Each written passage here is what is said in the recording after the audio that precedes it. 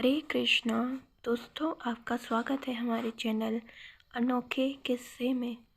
दोस्तों, आज की कहानी है एक ऐसे संत बाबा की जो बिहार में रहा करते थे। दोस्तों, यूँ तो वो संत बाबा बिहार में रहा करते थे, किंतु एक बार वह यात्रा करने श्री वृंदावन धाम आए हुए थे।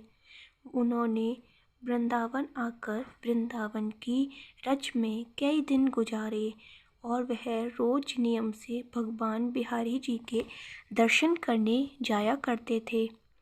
जब उनको वृंदावन में रहते रहते 3-4 दिन से ज़्यादा बीत गए, तब उन्हें लगा कि उन्हें बिहार वापस जाना चाहिए।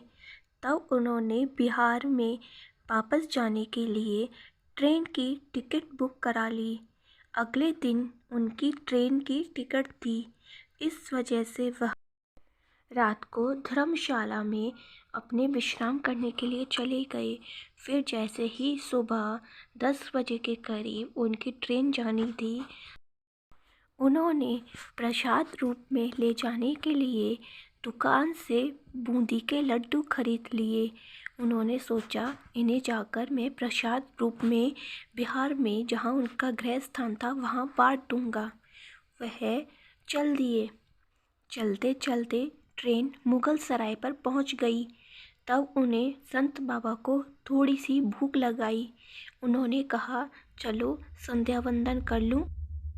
उसके बाद इस मिठाई के डिब्बे में से कुछ मिठाई खा लूँगा और अपनी भूख मिटा लूँगा। उन्होंने मुगल सराय पे रुकी हुई ट्रेन में से उतरकर हाथ मुँह धोए और संध्या वंदन कर ली। उसके पश्चात उन्होंने मिठाई का डिब्बा खोलते ही उन्होंने देखा कि उस मिठाई में ढेरों चींटियाँ लगी हुई हैं। उन्हें संत बाबा को तो भूख लगी थी, तो उन्होंने चींटियों को झरकार कर 2-3 मिठाई के लड्डू खा लिए। उसके बाद जब उनकी भूख शांत हो गई, तब उन्होंने सोचा कि बची हुई मिठाई को प्रसाद रूप में वहाँ पर बांट दूँगा। ऐसा सोचकर उन्होंने मिठाई के डिब्बे को बंद कर अपने बैग में रख लिया। उसके बाद उनके मन में सहसा उन चींटियों के प्रति दया आ गई। उन्होंने कहा कि इन्होंने ऐसा पुण्य किया था जिसके बल पर इन्हें ब्रज का वास मिला था। मेरे भाग्य में तो ब्रज का वास था नहीं, तो मुझे तो ब्रज से जाना पड़ा, किंतु इनका वास तो ब्रज में था। इनका पुण्य तो ब्रज में इनको लेकर आया था, और मैं कितना क्रूर हूँ कि उन्हें ब्रज से ले जाकर अन्य स्थान पर छोड़ने जा रहा हूँ। मैं कितना बड़ा पाप करने जा रहा हूँ। इतना सोचकर उन्होंने जिन चींटियों को झड़कार दिया था, उन चींटियों को इकट्ठा करके दोबारा डिब्बे में भर लिया और मुगल सराय पर रुकी हुई ट्रेन में से उतर गए और वृंदावन की ट्रेन की टिकट कटाकर उसमें बैठ गए। वह पुनः वृंदावन वापस आ गए और उन चींटियों को उधर ही, जहाँ से उन्होंने मिठाई खरीदी थी, उधर ही ले जाकर छोड़ दिया और कहने लगे कि मुझे इस अपराध के लिए क्षमा करें कि मैं तुम्हें ब्रज से दूर ले गया।